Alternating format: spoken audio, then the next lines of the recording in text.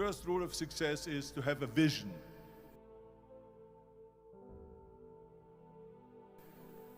You see, if you don't have a vision of where you go, and if you don't have a goal where you go, you drift around and you never end up anywhere. It's like you can have the best ship in the world, you can have the best airplane in the world. If the pilot or the captain doesn't know where to go, it would just drift around. It would not end up anywhere, or most likely in the wrong place. So I was very fortunate that I stumbled onto my vision. I mean, as you know, I was born in 1947 in Austria after the Second World War. And I didn't really like Austria when I grew up. I couldn't wait to get out of there.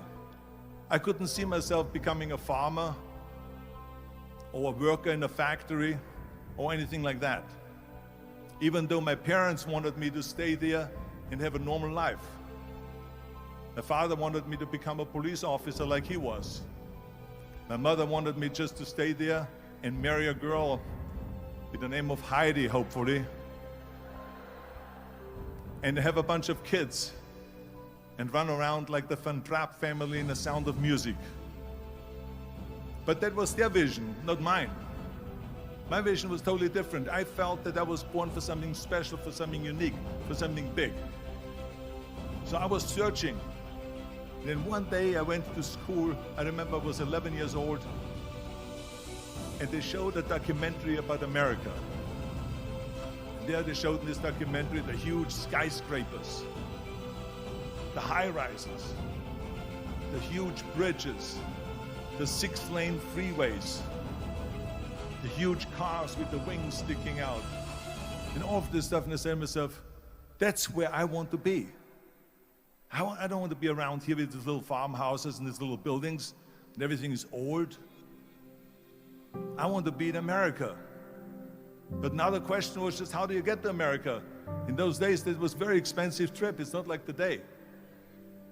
So again, I was very fortunate that one day after school, I walked by a store in Graz, which was called Brühl.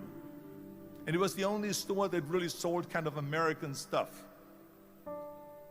So one day, they had jeans there, American jeans. And then they had the bull walker. And then they had an expander, and some barbells and some dumbbells and an exercise bench in the window. So I went inside and I looked around and I looked at this stuff, and then I saw a magazine. I saw a bodybuilding magazine that had Reg Park on the cover. Reg Park was then a 3-time Mr. Universe. And I saw him on the big screen as Hercules. And on the cover it said, how Reg Park, Mr. Universe, became the Hercules star. That's what the cover story was all about. So I looked at the cover and I said to myself, I got to get this magazine. So I bought the magazine, I took it home and I read it over and over from the front page to the back. It had everything in there, how he trained, how he was working out in Leeds, England, in a factory town, how he worked out every day for 3-4 hours and became the strongest man of Europe, and how he won Mr. Europe and Mr. Great Britain, and then eventually Mr. Universe, and how he won the 2nd Mr. Universe and the 3rd Mr. Universe, and how he was discovered to play the starring role in Hercules. I read that and I said to myself, wow, this is the blueprint for my life. This is exactly what I want to do. I want to become a bodybuilding champion just like Reg Park. I want to get into movies just like Reg Park. And I want to make millions of dollars and be rich and famous just like Reg Park.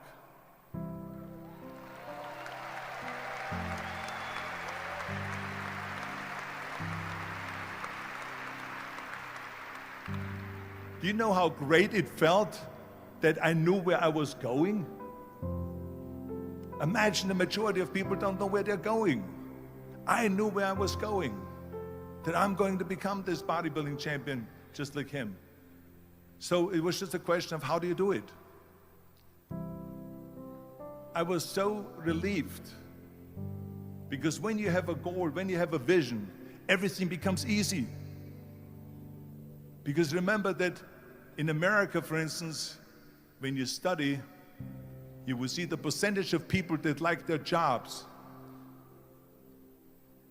74% hate their job in America. Now, there's not much different when you come to Europe. The majority of people don't like what they're doing because they're really not doing it because they didn't have a goal and they followed this goal. They just aimlessly drift around, and then all of a sudden there's a job opening, so they get that job because you have to work. But then when you work, it's a chore. It's work. It's not fun. So if you think about only a quarter of the people really enjoy what they're doing in life, that is unbelievable if you think about it. So I felt so blessed that I knew what I was doing. It's like a medical student that studies and knows he wants to become a doctor. You know where to go.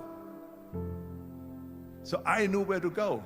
So people always ask me, when they saw me in the gym in the pumping iron days, they say, why is it that you're working out so hard? 5 hours a day, 6 hours a day, and you have always a smile on your face.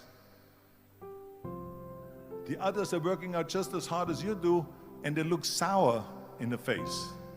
Why is that? And I told people all the time, I said, because to me, I'm shooting for a goal. In front of me is the Mr. Universe title. So every rep that I do gets me closer to accomplishing that goal, to make this goal, this vision turn into reality.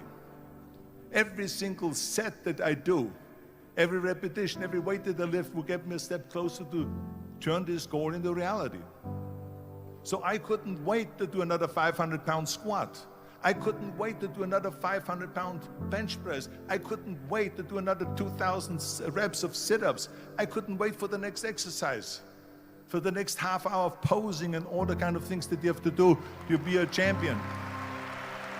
I felt so great knowing where I was going, and I tell you, it worked.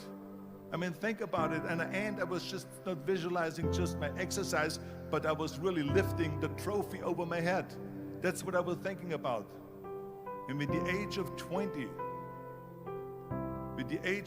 I went to London and I won the Mr. Universe contest as the youngest Mr. Universe ever. And it was because I had a goal. No different than anything else, what I'm talking about. This is not just about bodybuilding. It was the same in acting. I remember when I was doing Conan the Barbarian.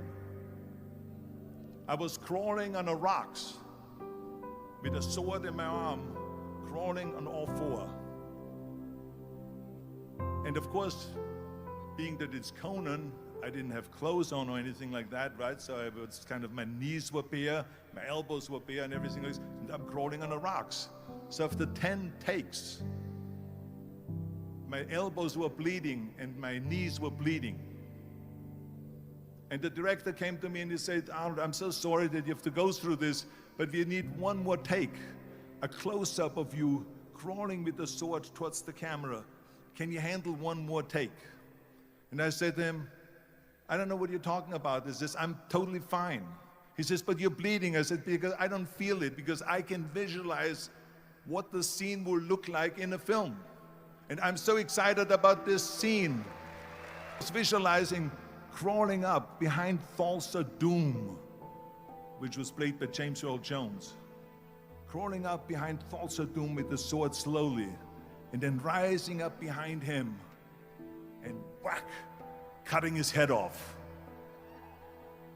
And the head spins in the air, slowly with blood all over the place, and slowly falls down the steps and rolls down the steps. And his body slowly falls sideways. That was what I was visualizing, and that was very important because he, in the movie, killed my parents, killed Conan's parents. And that was revenge. And he always said that flesh is stronger than steel. And I wanted to prove to him that no, steel is stronger than flesh. And so I had this in my mind.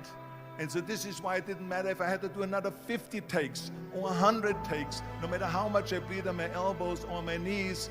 I saw that vision of the perfect scene, and it was an important scene, and I would do it over and over again until we got it. And the same thing is also in politics. I remember that in politics, I had a very clear vision that I will be the leader of California. This is as far as I could go because I was not born in America, so I could not run for president. So being the governor of the 5th largest state, I should say the largest state, the 5th largest economy in the world, was for me really the ultimate title, the ultimate accomplishment in politics. So even though people came up to me and says, why don't you go and run for something smaller, you're never gonna make it. I ran for governor, and then 2 months later I became governor of the state of California. Again, because I had a very clear vision what I'm gonna do with California. So let me tell you something, visualizing your goal and going after it makes it fun. You've got to have a purpose no matter what you do in life. You've got to have a purpose.